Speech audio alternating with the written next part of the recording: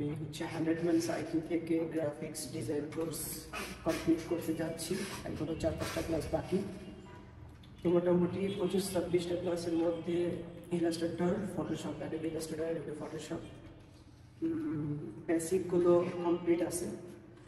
আর হচ্ছে এখান থেকে কোর্স করার মাধ্যমে আমি মোটামুটি ভালো পরিমাণে একটা সাপোর্ট পাইছি।